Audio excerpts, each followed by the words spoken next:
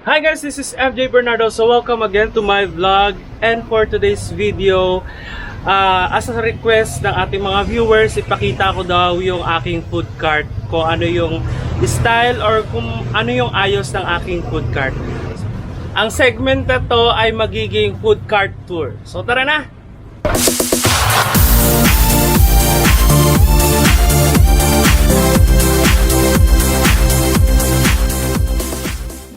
So yun guys, papakita ko na sa inyo yung food cart ko, kung ano yung ayos niya. So yung food cart ko ito, yan. Ito yung harap ng food cart ko. Yan.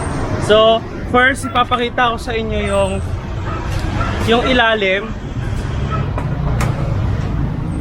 Yung ilalim ng food cart ko, dito ko nilalagay yung mga sauce, suka na ginagamit ko. So araw-araw nagtitimpla ako ng suka na 2 galon at sauce na 2 galon din. So everyday ito yung laman ng aking food cart sa harapan, yung mga sauce at suka. So ang gamit ko rin na lutuan, papakita ko rin sa inyo. Yung gamit kong lutuan is yung single burner. Papakita ko sa inyo yung single burner. Yan. Automatic na. Yan yung gamit ko, automatic. Pinasadyaan ko siya ng ganito na paa para umabot sa taas. Ayan. So, meron siyang bike na kasama, yung binigay sa akin ng counselor namin, yung food cart, kasama na yung bike. And the same time, yung kanyang pagkagawa is maganda.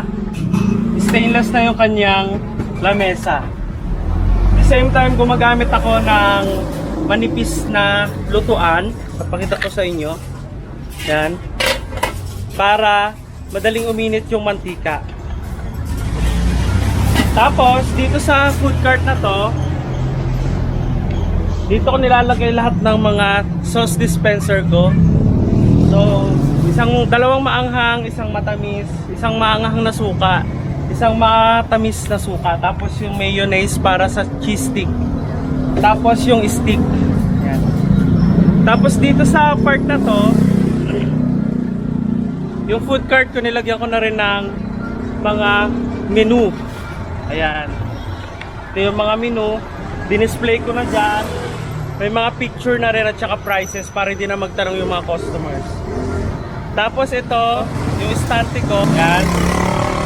Binilahan ko na rin siya ng estante para nakaayos yung mga pagkain at organize siya tignan pagdating sa mga customer.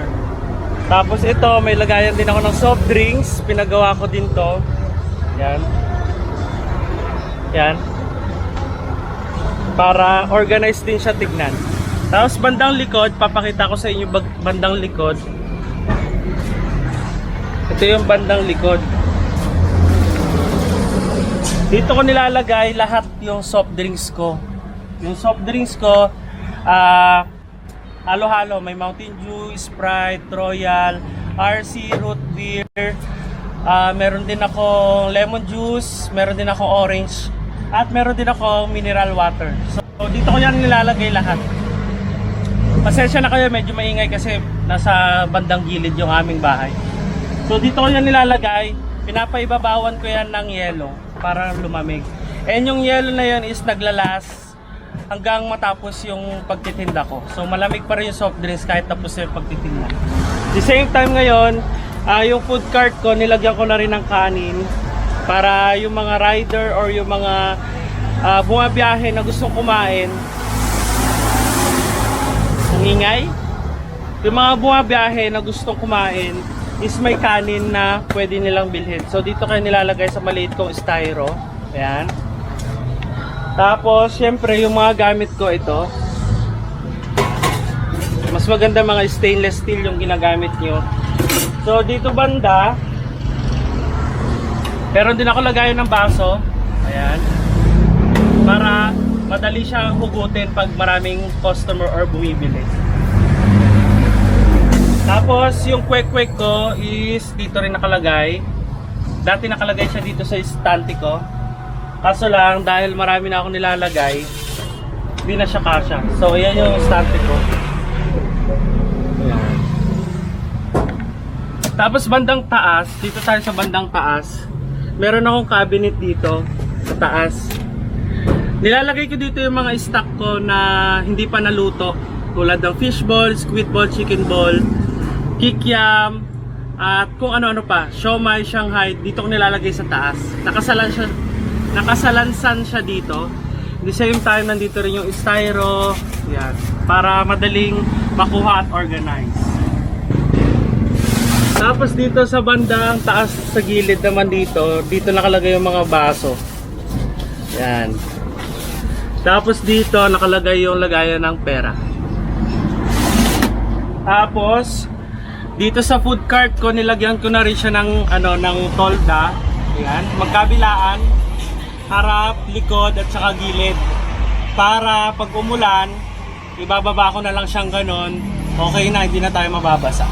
Ang ginagamit ko lutuan sa aking food cart ay yung Shalane single burner. At ginagamit ko rin ay yung M-gas, yung malaki na, yung pangbahay na gas. Hindi ako gumagamit ng gas stove kasi delikado. Yun yung aking food cart. So ililibot ko sa ipapakita ko sa inyo yung aking food cart.